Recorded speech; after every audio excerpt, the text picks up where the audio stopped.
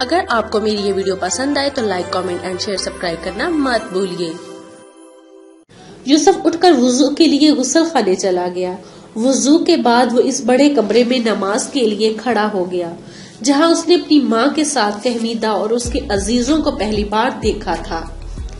نماز کے بعد دعا کے لیے ہاتھ اٹھاتے ہوئے وہ بڑی مشکل سے اپنے آنسو ثبت کر رہا تھا۔ باہر سے موٹر کی گڑگڑاہٹ اور اس کے چند ثانیے بعد بلقیس کی آواز سنائی دی اور وہ دعا ختم کر کے برآمدے میں نکل آیا۔ بلقیس برآمدے سے کچھ دور اسے دیکھ کر ٹھٹکی اور پھر سر اونچا کر کے پوری تمکنس کے ساتھ آگے بڑھی۔ چچی جان، السلام علیکم، یوسف نے کہا۔ بلقیس نے مسکرانے یا بولنے کی بجائے اپنے ہونٹ بیچ لیے اور پھر اچانک اس پر قہر آلود نگاہیں ڈالتے ہوئے کہا، یوسف، مجھے نہیں معلوم کہ تم اتنے بے حس ہو جاؤ گے، ان کی سفارش لے کر میرے پاس آؤ گے۔ میں کئی بار یہ کہہ چکی ہوں کہ میں ان کی دعوت پر نہیں جاؤں گی۔ مجھے اس بات پر بہت تکلیف ہوئی ہے کہ تم ان کے وکیل بن کر یہاں پہنچ گئے ہو۔ یوسف چند ثانیے سے ایک سکتہ کی حالت میں بلقیس کی طرف دیکھتا رہا اور پھر اس نے کہا، چچی جان، آپ یہ کیا کہہ رہی ہیں؟ کاش مجھے معلوم ہوتا کہ آپ مجھے کسی جرم کی سزا دے رہی ہیں۔ اچھا تو تمہیں کچھ معلوم نہیں، تم ساری دنیا کو بے وقوف سمجھتے ہو۔ میں نے دوپہر کے وقت انہیں کہہ دیا تھا کہ یوسف کو سفارش کے لیے یہاں بھیجنے کی ضرورت نہیں، میں کسی صورت وہاں نہیں جاؤں گا۔ لیکن اس کے بعد انہوں نے پہلے میاں سے فون کروا دیا اور اس کے بعد تمہیں یہاں بھیج دیا۔ سیدھے یہاں آئے ہو تو سیدھے اپنے گھر جاؤ۔ اگر کوئی سمجھانے والی بات ہے تو اپنے باپ کو سمجھاؤ یا پھر عبدالکریم اور اس کی بیوی کو سمجھاؤ۔ دیکھو، میری زندگی میں کوئی ان پھولوں کو نہیں مسل سکتا جو مجھے اپنی جان سے زیادہ پیارے ہیں۔ یوسف جس قدر بلقیس کے طرز عمل پر حیران تھا، اسی قدر اس بات پر آزردہ تھا کہ وہ اس جرأت سے یکایک کیوں محروم ہو گیا ہے جس کی بدولت وہ بدترین حالات کو بھی سازگار بنا لیا کرتا تھا۔ وہ بڑی کوشش کے بعد صرف اتنا کہہ سکا، چچی جان، آپ نے بہت تکلیف دہ باتیں کہی ہیں، لیکن جب یہ باتیں آپ کو یاد آیا کرے گی تو آپ کو زیادہ تکلیف ہوا کرے گی۔ آپ کے سامنے میں پہلے بھی ایک بچہ تھا اور اب بھی ایک بچہ ہوں، اور ایک بچے کے پاس ماں کے حصے کے آنسوؤں کے سوا کوئی جواب نہیں ہوتا، لیکن میں آپ کو اپنے آنسو نہیں دکھاؤں گا۔ جب میں چلا جاؤں گا تو مجھے آپ کی دعاؤں کی ضرورت رہے گی۔ خدا حافظ چچی جان۔ یوسف وہاں سے چل دیا اور موقع دیکھے بغیر مکان سے باہر نکل گیا۔ پھر ہر قدم پر اس کی رفتار تیز ہو رہی تھی۔ بلقیس کچھ دیر دل گرفتہ سی ہو کر صحن کی طرف دیکھتی رہی۔ وہ یوسف کو آواز دینا چاہتی تھی لیکن اس کی قوت گوئی سلب ہو چکی تھی۔ وہ 8 یا 10 قدم آگے بڑھی، رکی اور پھر نڈھال سی ہو کر ایک کرسی پر بیٹھ گئی۔ میرے اللہ، مجھے کیا ہو گیا تھا؟ میں کیا کر بیٹھی ہوں؟ اگر میں نے یوسف کا دل دکھایا ہے تو میں اپنے آپ کو کبھی معاف نہیں کروں گی، اور وہ بھی مجھے دوبارہ دیکھنا پسند نہیں کرے گا۔ نہیں، وہ ایسا نہیں۔ اس نے یہ کہا تھا، ایک بچے کے پاس ماں کے حصے کے آنسوؤں کے سوا کوئی جواب نہیں ہوتا۔ میرے اللہ، مجھے معاف کرنا۔ کاش میں اس کے ساتھ میری ایک گفتگو ایک خواب ہوتی۔ میرے اللہ، اگر قدسیہ کے بیٹے کو میری دعاؤں کی ضرورت ہے تو میں مرتے دم تک اس کے لیے دعائیں کرواتی رہوں گی۔ اس نے کتنے وثوق سے کہا تھا، جب مجھے یہ باتیں یاد آیا کریں گی تو زیادہ تکلیف ہوں گی۔ کاش میں اس کو روک لیتی اور اطمینان سے اس کی باتیں سن سکتی۔ ممکن ہے کہ میری سوچ بالکل غلط ہو اور وہ آج بھی اتنا ہی معصوم ہو جتنا کہ پہلی نظر آیا کرتا تھا۔ بلقیس نے کرب کی حالت میں اپنی مٹھیاں بھینچ لی اور اس کی آنکھوں سے آنسو بہہ نکلے۔ دوست محمد نے جھجکتے ہوئے آگے بڑھ کر کہا، بی بی جی، یوسف صاحب سیدھے یہاں آئے تھے اور مجھے کہتے تھے کہ لاہور میں میرے متعلق چچی جان کے سوا کسی کو معلوم نہیں ہونا چاہیے۔ یہ کہا تھا اس نے؟ جی ہاں، ان کی باتوں سے معلوم ہوتا تھا کہ وہ کسی وجہ سے چھپ کر رہنا چاہتے ہیں۔ دیکھو دوست محمد، تمہیں اس کے دوست منظور کا گھر معلوم ہے؟ جی، اگر آپ حکم دیں تو میں ڈھونڈ لوں گا ان کے ابا جی کے نوکر اور عبد الکریم کے گھر والوں کو بھی یہ معلوم ہے کہ وہ کہاں رہتے ہیں۔ دوست محمد، میں نے اسے بہت بڑے موڈ میں یہاں سے روانہ کیا تھا، اسی وقت اس کا پیچھا کرنا مناسب نہیں ہوگا۔ اگر وہ صبح مل جائے تو صرف اتنا کہہ دینا کہ تم نے اس کی چچی کو روتے ہوئے دیکھا ہے اور وہ بہت پشیمان ہے۔ بی بی جی، اگر آپ حکم دیں تو میں انہیں یہاں لے آؤں گا، وہ بہت نیک ہیں۔ انہوں نے آتے ہی کہا تھا میں بیٹھک میں نماز پڑھتا ہوں، اگر چچی جی اجازت دیں تو انہیں کہہ دینا کہ میں سلام کے لیے حاضر ہوا ہوں۔ شاید انہیں یہ ڈر تھا کہ آپ کسی بات پر خفا ہیں۔ کھانا لاؤں بی بی جی؟ نہیں، ابھی نہیں۔ نماز کے بعد اگر میرے دل کا بوجھ اتر گیا تو شاید میں 2 نوالے کھا لوں گی۔ میرے دل پر کتنا بڑا زخم ہے کہ قدسیہ کا بیٹا میرے گھر سے وہ کھا گیا ہے۔ یوسف منظور کی قیامگاہ کے قریب پہنچا تو اسے دروازے تک باہر اچانک عبدالغفور منظور احمد سے باتیں کرتے ہوا دکھائی دیا۔ دونوں نے اسے دیکھ کر یک وقت کہا، لو جی وہ آ گئے۔ منظور نے جلدی سے آگے بڑھ کر کہا، آپ پریشان نہ ہو، میں نے عبدالغفور کو سمجھا دیا ہے، جب تک آپ اجازت نہیں دیں گے یہ کسی کو نہیں بتائے گا کہ آپ میرے پاس ٹھہرے ہوئے ہیں۔ ویسے آپ کے گھر میں بڑی شدت سے آپ کا انتظار ہو رہا ہے۔ عبدالغفور نے آگے بڑھ کر کہا، صاحب جی، آج بی بی جی نے بڑے شوق سے آپ کے لیے کھانے پکائے ہیں۔ صبح ان کی والدہ عبد الکریم صاحب کی بیگم کے ساتھ آپ کا پتہ کرنے آئی تھی۔ عبد الکریم کی بیگم صاحبہ جلدی میں تھے، اس لیے آپ کے متعلق پوچھ کر چلی گئی، لیکن بی بی جی کی ماں کو ابھی تک تانگے پر سوار کرا کے آیا ہوں۔ اگر آپ کا انتظار نہ ہوتا تو بی بی جی بھی ان کے ساتھ چلی جاتی، وہاں بہت سے مہمان جمع ہو گئے ہیں۔ یوسف نے کہا۔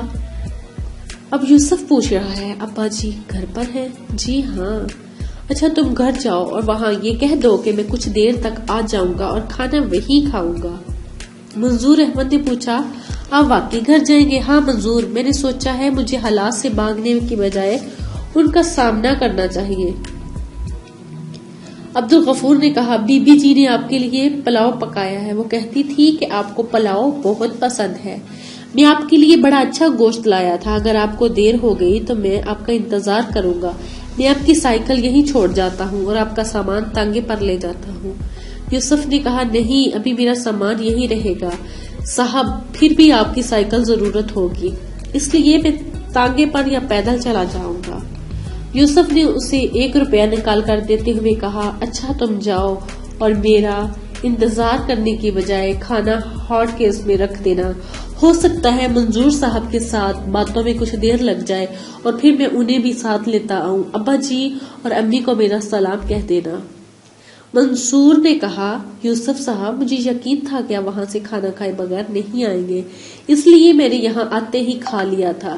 عبدالغفور نے کہا، جناب میاں جی تو شاید سو گئے ہیں، لیکن بی بی جی آپ کا ضرور انتظار کر رہی ہوں گی۔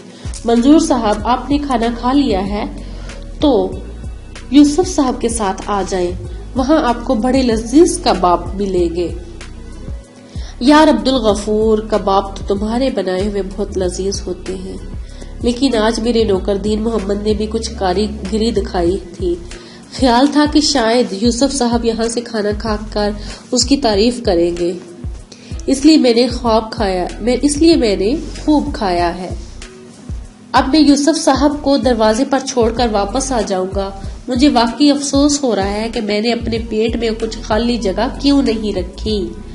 عبدالغفور کو رخصت کرنے کے بعد یوسف اور منظور کوئی نصف گھنٹے باتیں کرتے رہے۔ یوسف بظاہر ہنس ہنس کر باتیں کر رہا تھا، لیکن منظور کو یہ سمجھنے میں دیر نہ لگی کہ اس کے دل پر کچھ بوجھ ہے۔ اس نے کہا، یوسف صاحب مجھے بتائیے تو صحیح کہ وہاں کیا بات ہوئی؟ مجھے ایسا محسوس ہوتا ہے آپ سخت لڑائی کے موڈ میں ہیں۔ منظور، مجھے نہیں معلوم کہ میں کیسے موڈ میں ہوں، مجھے ایسا محسوس ہوتا ہے کہ مجھے چاہنے والوں نے ہنسی مذاق میں میری گردن پر چھری رکھ دی ہے۔ ارے یار، یوں کیوں نہیں کہتے کہ سکرات کو زہر کا پیالہ پیش کیا جا رہا ہے؟ یار اس میں زہر والی کوئی بات نہیں، یہ حکیم اللہ رکھا کا جو شہدا ہے جسے دیکھتے ہی مجھے متلی آ جایا کرتی تھی۔ گھر کے بزرگ اور ابا جی خاص طور پر میرے منہ پر اور نلنے کی کوشش کیا کرتے تھے۔ میں آنکھیں بند کرتا تھا، مٹھیاں بیج لیتا تھا اور بڑی ہمت سے منہ کھول کر ایک گھونٹ اپنے حلق سے اتار لیا کرتا تھا، لیکن اس کے ساتھ ہی مجھے آ جایا کرتی تھی۔ ان باتوں کو کچھ برس ہو گئے ہیں، لیکن میں اب بھی جب اس جوشاندے کا تصور کرتا ہوں تو مجھے اس کی کیف اور بو محسوس ہونے لگتی ہے۔ منظور نے کہا، یار اس لحاظ سے سکرات بدقسمت تھا کہ اس کے زمانے میں حکیم اللہ رکھا جیسے زہر فروش نہ تھے، لیکن خدا نہ کرے کہ تمہیں زہر پلانے والے کو خوش کرنے اور اس کے ساتھ ہی زندہ رہنے کا تجربہ کرنا پڑے۔ یوسف نے کہا، چھوڑو یار، بار بار سکرات کا نام لے کر مجھ پر اپنی قابلیت کا روب نہ ڈالو، تم نہیں سمجھ سکتے کہ مجھ پر کیا گزر رہی ہے۔ بھائی جان، مجھے معلوم ہوتا ہے کہ معاملہ بہت سنجیدہ ہے، لیکن مجھے یقین ہے کہ خدا نے آپ کے ہاتھ میں زہر کا پیالہ چکنا چور کرنے کی قوت دے رکھی ہے، اور اگر کسی آہنی پیالہ میں چھید کرنے کے لیے میری مدد کی ضرورت پڑی تو میں ہر وقت موجود رہوں گا۔ آپ مجھے زندگی کے اندھیروں اور اجالوں میں ہر قدم اپنے ساتھ ساتھ دیکھیں گے۔ اگر کوئی نازک مرحلہ آ گیا تو میں آپ کے ابا جان اور عبدالکریم صاحب، عبدالعزیز صاحب اور بیگم بلقیس سے بات کر سکتا ہوں، اور مجھے یقین ہے ان سب کی خوش فہمیاں اور غلط فہمیاں دور ہو جائیں گی۔ مجھے تمہارے خلوص پر کوئی شبہ نہیں منظور، لیکن ابھی دور کے بادل صرف گرج رہے ہیں، اور میں اس مکان سے مایوس نہیں ہوں کہ یہ برس سے بغیر گزر جائیں گے۔ ابا جی کا سامنا کرتے ہوئے گھبراتا ہوں، خطرہ یہ ہے کہ اس مسئلے میں ہم دونوں بے لچک ثابت ہوں گے، لیکن پھر مجھے یہ اطمینان بھی ہوتا ہے کہ جب میں سنجیدہ ہو جایا کرتا ہوں تو وہ میری بات اطمینان سے سنا کرتے ہیں۔ منظور نے کہا، یوسف صاحب، میں آپ کے گھریلو معاملات میں دخل دینے سے بہت جھجکتا ہوں، لیکن میرا خیال ہے آپ اپنی سوتیلی والدہ کے تعاون سے یہ الجھن بآسانی دور کر سکتے ہیں۔ میں آپ کے بھائی صدیق سے ملتا رہتا ہوں، اور اس نے سوتیلی والدہ کے طرز عمل کے متعلق کبھی کوئی شکایت نہیں کی۔ ایک دن آپ کے چچا لاہور آئے تھے اور آپ کا بھائی انہیں میرے پاس لے آیا تھا۔ بڑے خوش طبع آدمی ہیں، ان کی باتوں سے معلوم ہوتا تھا کہ آپ کی سوتیلی والد بچوں سے بہت پیار کرتی ہیں۔ اب جب سوتیلی والدہ اتنا بچوں سے پیار کرتی ہیں تو کیوں نہ ان سے بات کی جائے، اور آپ کے خاندان میں ان کی بہت عزت کی جاتی ہے۔ لیکن آپ کا بھائی سکی ماں سے بہت خائف ہے، وہ کہتا ہے کہ جب وہ کسی بچے کے سر پر ہاتھ رکھتی ہے تو صدقے جاؤں واری جاؤں کہنا شروع کرتی ہے تو وہ سہم جاتا ہے۔ یار وہ سائیں پیر کوکے شاہ کون ہے؟ یار وہ سائیں پیر کوکے شاہ کون ہے؟ بھائی، میں صرف اتنا جانتا ہوں کہ قائم دین اور اس کی بیوی اس کے مرید ہیں۔ تمہارا چچا کہتا تھا کہ وہ امرتسر کے آس پاس کہیں رہتا ہے، دوائیاں اور کشتے بناتا ہے، اور قائم دین اور اس کی بیوی اسے دلی سمجھتے ہیں۔ ولی، کیا بات ہے، اسے ولی سمجھا جاتا ہے۔ میرا خیال ہے کہ ایسے سادہ دل لوگوں کو اپنی طرف دار بنا لینا تمہارے لیے مشکل نہیں ہوگا۔ منظور، تم مجھے پاگل الو سمجھنے لگ گئے ہو۔ تمہارا خیال ہے کہ مجھے ان لوگوں کو بھی سہارا لینا چاہیے جو نیک بد کی تمیز نہیں رکھتے۔ اگر مجھے کسی کے تعاون کی ضرورت پیش آئی تو میرے لیے امینہ اور اس کے والدان کو راہ راست پر لانا زیادہ آسان ہوگا۔ اب چلو۔ وہ سائیکل پکڑ کر باہر نکلتے یوسف نے کہا، اگر تم پیدل چل سکو تو میری تھکاوٹ دور ہو جائے گی۔ ٹھیک ہے، منظور نے جواب دیا، اور وہ سڑک کے کنارے باتیں کرتے ہوئے چل پڑے۔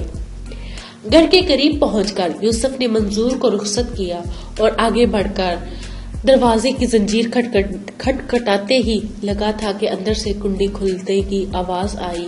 دروازہ کھلا اور وہ بجلی کی روشنی میں چراغ بی بی کو دیکھ رہا تھا۔ یوسف السلام علیکم کہہ کر ڈیڑھی میں داخل ہوا اور چراغ بی بی نے اسے دعائیں دیتے ہوئے کہا، اسے جگانے کی ضرورت نہیں، اور آپ بھی آرام کریں۔ میرا خیال تھا کہ عبدالغفور کنڈا کھلا رکھے گا اور میں دبے پاؤں اوپر جا کر صبح کو چند نوالے کھانے کے بعد سو جاؤں گا۔ آپ کا بہت شکریہ، لیکن اب آپ آرام کریں، میرا بستر چھت پر ہے نا۔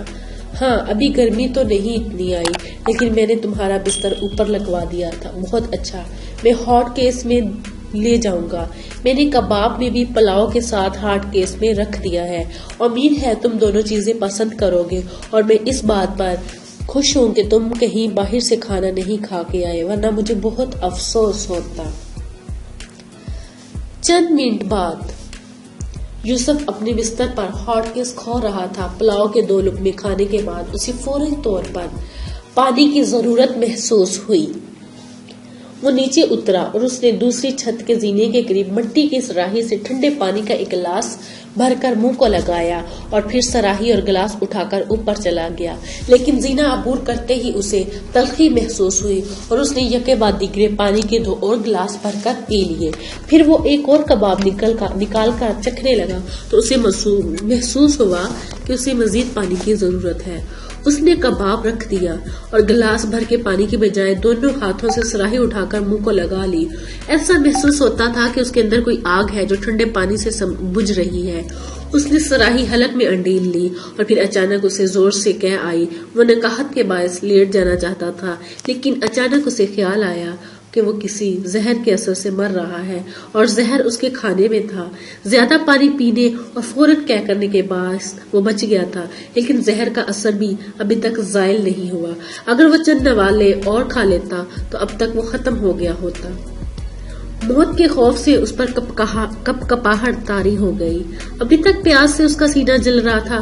وہ اٹھا اور نیچے اتر کر زینے کو اس نے کونے سے پہنچا جہاں پانی کے گھڑے رکھے ہوئے تھے۔ پھر اس نے سٹی کا ایک بڑا پیالہ اٹھایا۔ اس مٹی کے پیالے میں جو گھڑے کے لیے ڈھکنے کا کام دیتا تھا، اور بھر بھر کر پینا شروع کر دیا۔ ایک بار پھر اسے متلی ہوئی۔ وہ اٹھ کر بیت الخلاء کی طرف بھاگا، لیکن پیٹ میں شدید ابال کی وجہ سے اس نے بیت الخلاء کے باہر ہی قے کر دی۔ قے سے فارغ ہو کر وہ لڑکھڑاتا ہوا اس جگہ پر پہنچ گیا جہاں پانی کے گھڑے رکھے ہوئے تھے۔ وہ کمرے کی دیوار کے ساتھ ٹیک لگا کر ادھر ادھر دیکھنے لگا۔ اس کے دائیں ہاتھ وہ کمرہ تھا جہاں اس کا بھائی صدیق سو رہا تھا، اور اس کے ساتھ والد اور ستیلی ماں کا کمرہ تھا۔ نیچے جانے والے راستے کے قریب دیوار کے ساتھ 2 چارپائیاں کھڑی تھی۔ وہ ایک بار پھر پانی پینے کے بعد اٹھا اور ایک چارپائی بچھا کر لیٹ گیا۔ کیا میں زندہ ہوں؟ کیا میں زندہ رہوں گا؟ وہ اپنے دل سے بار بار پوچھ رہا تھا۔ آسمان پر وہی ستارے جگمگا رہے تھے جنہیں وہ رات کے وقت چھت پر لیٹ کر دیکھا کرتا تھا۔ ایک ستارہ ٹوٹا اور ایک ثانیے کے لیے روشنی بکھیرنے کے بعد فضا میں تحلیل ہو گیا۔ اس سے کیا فرق پڑتا ہے؟ اس نے اپنے دل میں کہا۔ یہ ستارے اگر رات پر ٹوٹتے رہے تو بھی آسمان پر کوئی کمی محسوس نہیں ہوگی۔ پچھلے پہر کی چاندنی کی روشنی پھیل رہی تھی۔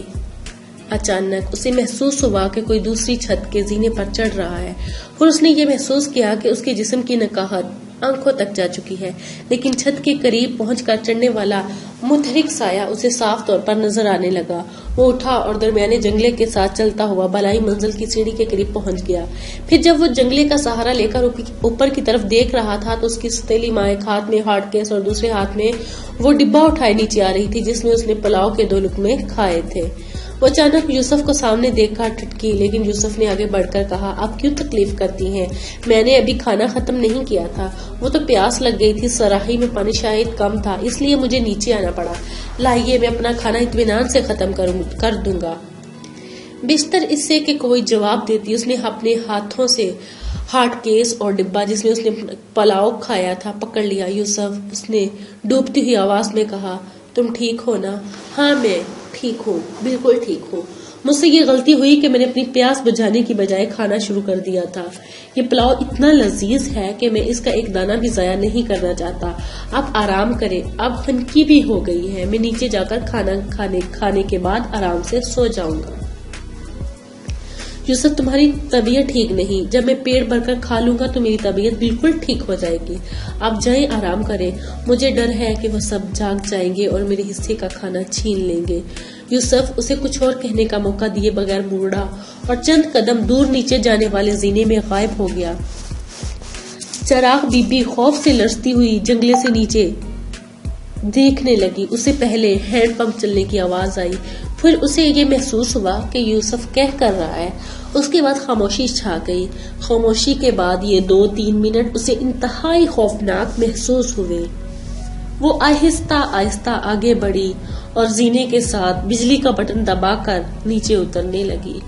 نیچے پہنچ کر اس نے دوسرا بٹن دبایا اور بجلی کی روشنی صحن تک پھیل گئی. یوسف اپنی سائیکل پکڑ کر باہر نکل رہا تھا. یوسف، اس نے ڈوبتی ہوئی آواز میں کہا، تم کہاں جا رہے ہو؟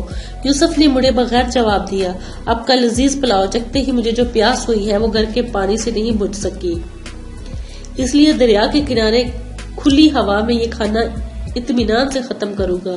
یوسف، تم بیمار ہو؟ تم کیا کر رہے تھے؟ ٹھہرو. یوسف نے جواب دیا، نہیں، جب بیماری کے ساتھ شروع ہو جائے تو مریض کو گھر سے باہر رہنا چاہیے.